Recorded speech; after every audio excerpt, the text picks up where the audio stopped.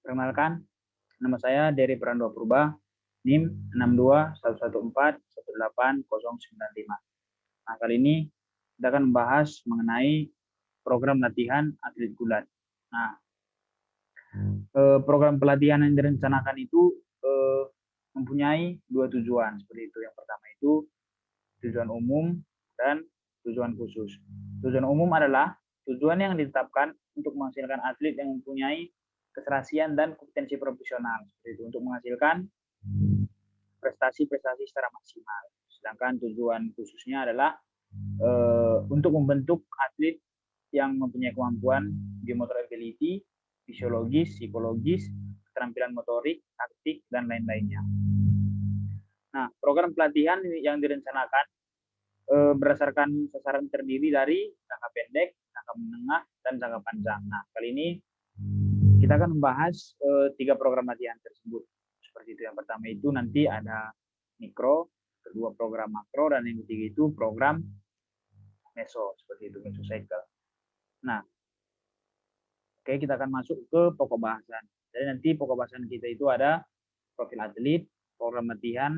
Nah, seperti saya bilang terdiri dari program mikro, program makro, dan program meso. Nah, profil atlet sebagai berikut. Nah, atletnya yaitu adalah Surya, remaja laki-laki yang duduk di kelas 11 SMA.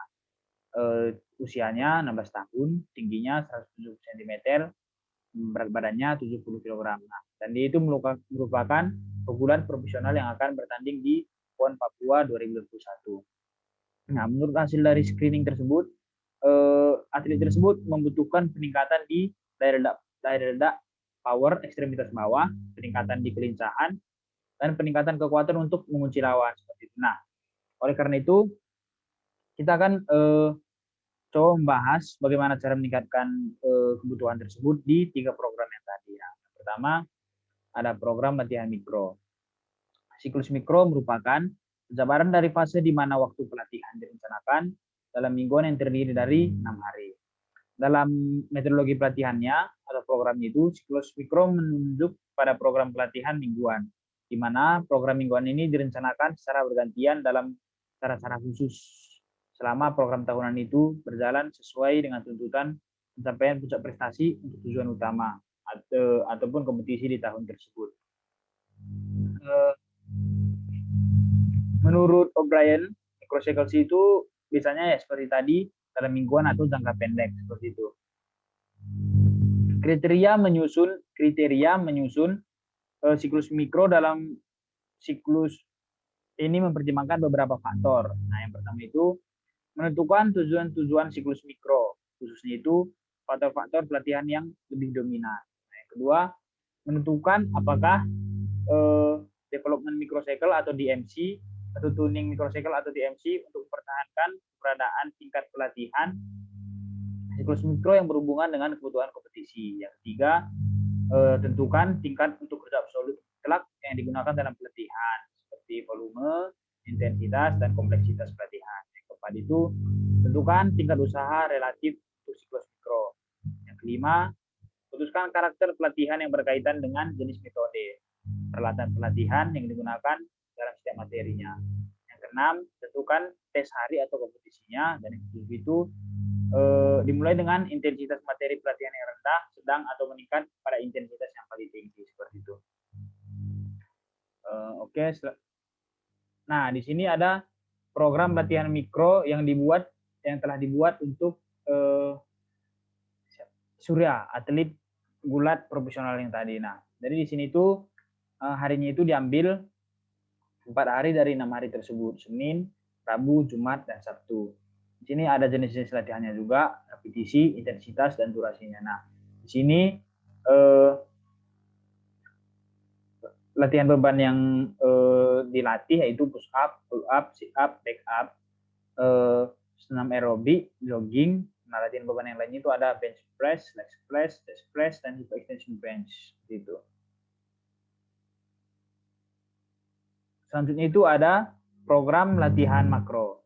Nah, menurut O'Brien, macrocycles atau makro itu secara umum dianggap sebagai program tahunan yang biasanya dimulai dengan latihan volume tinggi dengan rendah dalam intensitas dari fase persiapan dan diakhiri dengan volume rendah. Latihan berintensitas tinggi dari fase puncak.